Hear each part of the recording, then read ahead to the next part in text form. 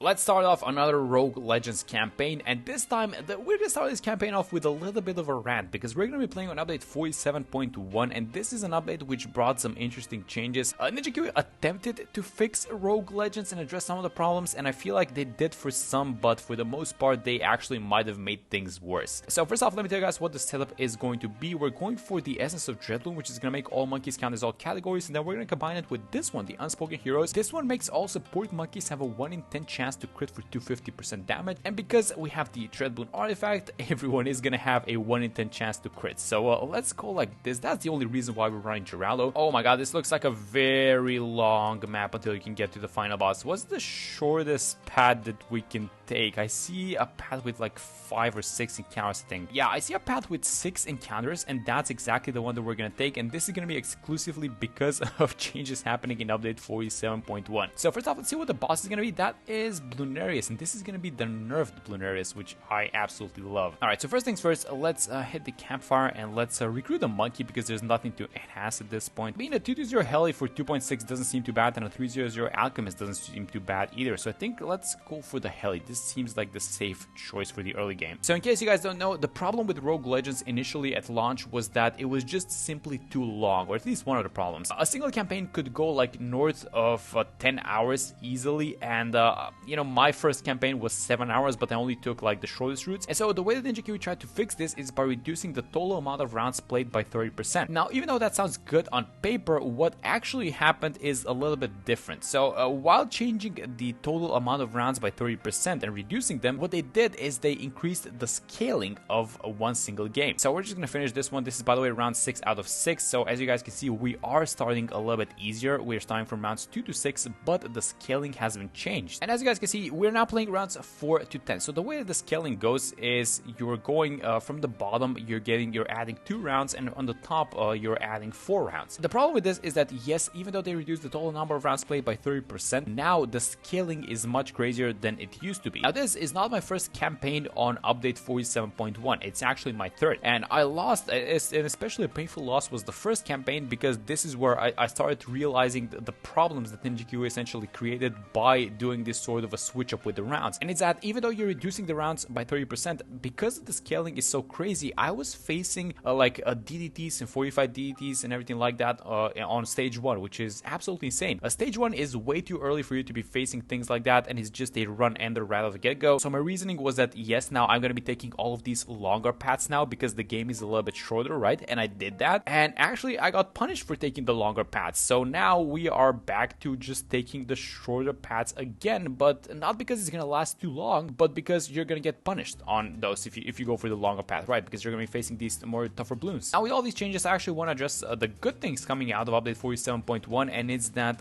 you know, the Bloonarius was fixed. So Bloonarius was a run ender. Essentially very few setups were able to defeat Bloonarius, and now they fixed him. So Bloonarius should no longer be, you know, when you see him, you should no longer give up. You can actually just try and beat him nowadays. And the other thing that they fixed is that the heroes now get a little bit more extra experience, so now they're actually viable in our games. So I don't want to say update 47.1 was like a bust, but I guess it fixed something, but also created some other problems and made the game a little more difficult. So now, unfortunately, we're back to just selecting the shortest path possible in order to get through Legends. At the end, of course, we're gonna do a checkup on how much time this entire run is gonna take, and when it comes to making videos, I think we're gonna make this thing a lot shorter. So previously, our previous campaign took 5 videos. Actually, I did a video for each of the stages. I think we can get this one done, especially with the faster rounds. Maybe we can get it done in like 3 videos max. Alright, so just checking in, this is round 18 out of 18. We're just gonna be finishing the 4th stage at this point. These guys are scaling a little bit faster, so 4th stage round 18 is a little bit faster than previously, but thankfully our 320 Heli is gonna be able to clean everything out. This is kind of a, I feel like the Heli is kind of one of those I don't want to say cheat towers, but once you get the Heli, it's pretty much, you know, you get a couple of boosts and it's pretty much gonna be able to defeat the early maps by itself. And now this is where you finally start seeing the new scaling in stage 1, and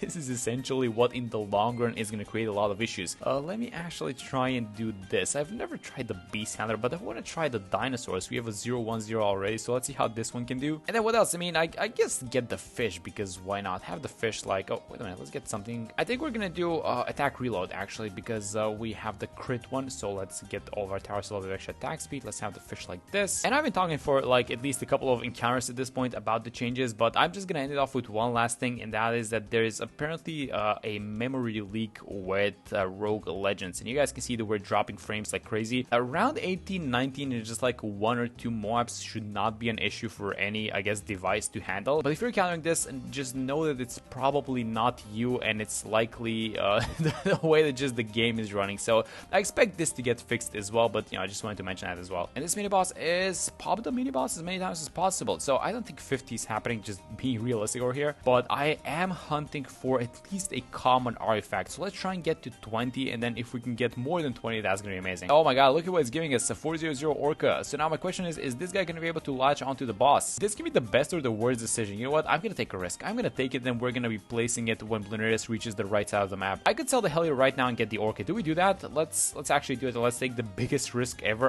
Again, I'm not sure if this is gonna work, but I will try it nonetheless. And is it latching onto it? It is latching onto it. How much damage is it doing though? Is this enough? Oh my god, this is looking a lot better. There we go. That's amazing. Set this guy on strong. Oh, we're getting a quickening. Let's give it a lot of extra attack speed, and then we need to secure the backlines. And I feel like upgrading to the Velociraptor is not gonna be a bad idea either. All right, let's see what we can take out of these ones. So do we take the pierce or the damage? I feel like we go for the damage, right? It's not not even debatable at this point. Let's get the damage, and then what's gonna be the defense after Bloons passes the Orca? I don't feel like going back to a heli, guys, honestly. Let's move the Orca a little bit towards the bottom so we get as much out of it, and I don't feel like going back to a heli unless we're going for something like the Apache dart ship, which I don't think is happening. It's like 26. How much damage is the bunny gonna be able to do? Do we actually try this? This could be the most ridiculous tower like ever. How much HP does the this guy has? Like 1.6k. Guys, I'm actually gonna try it. I don't think anyone's ever done this, but I'm gonna be the first one, I guess. Let's take, oh my god, no way you're giving me this 302 Super for 16k. Can we afford this thing? I shouldn't have bought the bunnies. Oh, we could have had this one so easily. How much is the beast on itself for? 5.2. Oh, we're gonna need a lot of pops though. Oh, we're actually leaking a little bit.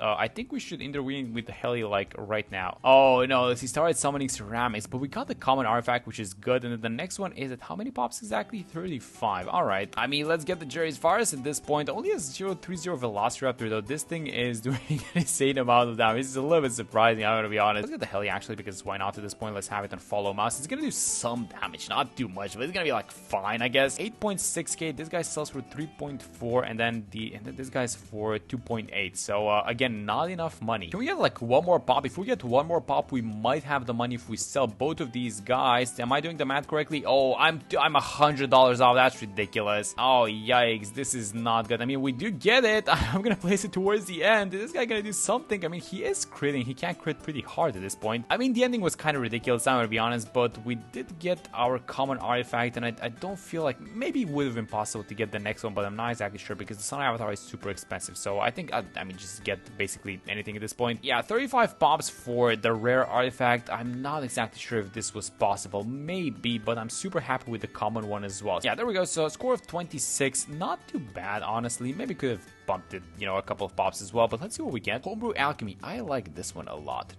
Texture Projectiles Rebound, not a fan of this one, and then this one can actually hurt you a lot if you have the Dreadbloon artifact, because Magic Monkeys get 15% attack speed, so everyone is gonna get 15% attack speed, but upgrades for other monkeys are 20% more expensive, so everyone's upgrades are gonna be 20% more expensive, so this is not an ideal one at this point. Let me just get the Alchemist one. Alright, so what do we do at the campfire? We could enhance an artifact or mentor a monkey. Let's see what we get from enhancing. We can upgrade this one, attack speed of the Alchemist, and then get a 102 Alchemist, or we can get this one, get 350% damage. So I feel like this is gonna get upgraded at a certain point, but I don't think this is the point. I think I'm gonna upgrade the Alchemist artifact at this point. Let's go like this, get it as a 102 Alchemist and 30% extra attack speed. That's gonna be amazing with the Let the Gold, and one of these changes that happen to the rounds, because you're seeing, the higher rounds a little bit earlier, it actually nerfs the Let the Gold a little bit, guys, believe it or not. It nerfs it because you don't see the early round lets as much, and you cannot make as much money. Let's check out these guys. Dark Monkey, Pierce, I'm not a fan of this one. Ability stacking, ability cooldowns loop to gain 2 extra charges. Ability cooldowns are 20% slower for all monkeys except Psy. We're not playing off abilities at this point. And then Slipped on the Peel, Benjamin and Banana Farm slow Bloons in radius by 15%. Adds a 101 Banana Farm. Let's try this one. I have not taken this one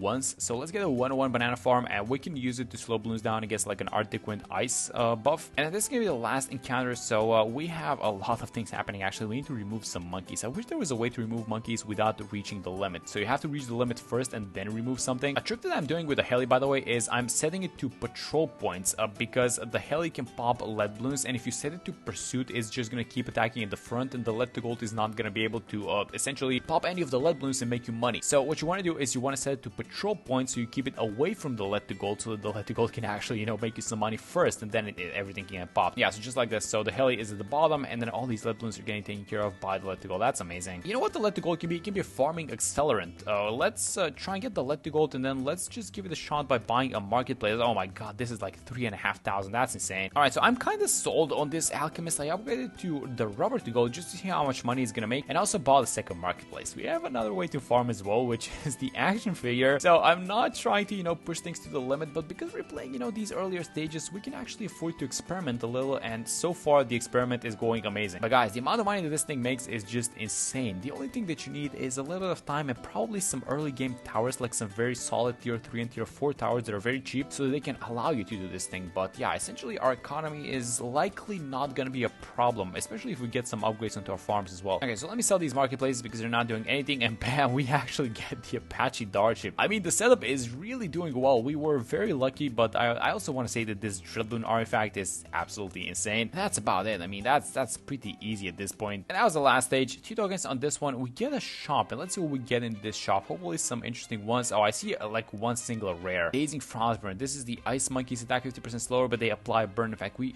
played the game in which we actually had this one once. Primaries deal 1.5 times damage to glue balloons. That's all of them, but we don't have a glue. And then I don't know, what are we taking at this point? I mean, Palm Shooters to Striker Jones deal 3x damage to Moab class balloons. Do we need this thing? And guys, can I just say I don't like any of these. I think that the choices that we're getting are a little bit whack. I think we got a little bit unlucky, and they're all common ones with the exception of one, so I don't think this is the best merchant that we could have gotten, so I'm actually just gonna skip this one. Let's just go straight to the boss. Let's see how we can deal with Bloons. What is the map first off?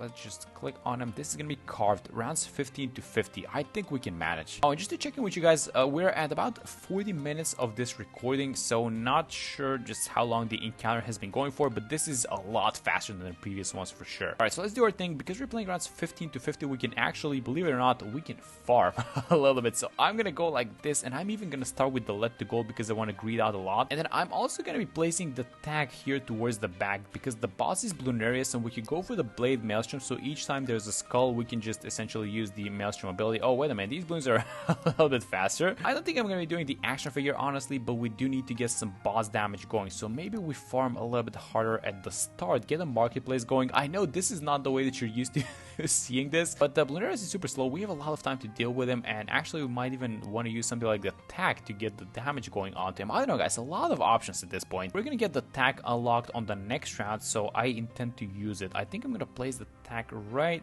about here, and we're gonna go for, I mean we have to go for the milk crosspath on the overdrive. I'm also gonna do this. I'm gonna give it the cherries fire, and then do we give it the pickles? I think we're gonna give it the pickles. Yeah, that's fine. So how much damage is the overdrive exactly doing to the boss? It doesn't seem to be too hot, but it's kind of getting there. I mean, we're getting the damage going, which is the most important thing, and we're still farming. So you know, again, not in a rush I would say for the next 5 rounds for sure, but then we have to amp up the damage. Yeah, maybe the tag's damage is getting a little bit better now because Bloonarius is walking into the range of the overdrive. It's not the fastest attacking overdrive, especially because we took away a little bit of its attack speed, but yeah, the damage is definitely getting amped up a little bit. So I'm gonna get the blade maelstrom. Actually, we're gonna get the pop on the boss any second now, and the farming is actually doing really well by itself as well. So we're gonna proc the first skull. We're gonna release some ceramics. Let's see what we get from these towers. Precision is just damage, inspiration is spears. Do we do a reroll or do we take precision? I think I'm gonna take precision, honestly. We just need a little bit of extra damage. We have the blade maelstrom ability, so I'm gonna use it as soon as these ceramics reach it. There we go. That was amazing. Oh yeah, the attack damage is going crazy actually. Look at this thing. Bloonarius is just remaining inside of the range of the attack, and the attack is essentially soloing it, even though it's the wrong crosspath. So super happy about this one, honestly. Can we do some buffs? I think we're gonna have one more round left on the Jerry's Fire, so we need to pay attention to that, and we're gonna get another proc. I think it's gonna be about time that we sell both the marketplace and the rubber to gold at this point, just so we get the Apache Dart ship. But let's see what else we get. 240 Dartling. I'm not sure about this one. Let's reroll. Kind of underwhelming choices. I think we're gonna go for the extra attack speed. honestly. This is gonna benefit the overdrive a lot as well. And then we have the second skull actually appearing, so let's just use the ability right now. Let's just get rid of this wave, and you know what, I think it's time. Let's sell the marketplace, and one of the towers I'm gonna sell actually is gonna be this guy, because we probably should have done this with Geraldo's Maelstrom, so whenever a skull appears. The underlying rounds are becoming a lot more difficult, by the way. This is a BFB and all the mobs coming out of it, so as soon as these guys are done, let me just check the price. 26.4 on the dart chip. So as soon as we pop these guys, we should have the money for the dart chip, and then the dart chip should win by itself. Still keeping the rubber to gold, still have the overdrive like this. Maybe just give it Jerry's fire as soon as we make the money, but we need to micro this guy actually. So let's have the dart chip attack the boss like this. Just keep it over the boss. Let's get the quickening. Actually, I think we want a little bit more attack speed, and then this is gonna be the last wave of ceramics, which we need to follow along with the dart chip. So let's have it like this. All right, I'm gonna be honest, this lag is a little bit annoying. It's not like we cannot handle this, but I feel like there's something wrong with the game itself, and it's just dropping frames like crazy. But the good thing is that Bloons is done, and there we go. That was the stage 1 Bloons. Let's just check the runtime on this one, because we're very concerned about that thing. We don't want to be taking, you know, 10 hours to beat one campaign. That's a little bit too much. So let's just check the timer, because the game does record it by itself, and let's see what we get from these choices. Okay, I love this one. The problem is it's a little bit too expensive, and then I don't love this one. These are very bad choices. I mean, I guess we take the essence of Bloons, but just because these guys are super bad. Like, this is 56.4, but there's no way we're affording this in an actual game, and this is like the wrong crossbet and also needs Shinobis in order to work. So yeah, let's just take the essence of Bloons, and let's see how much time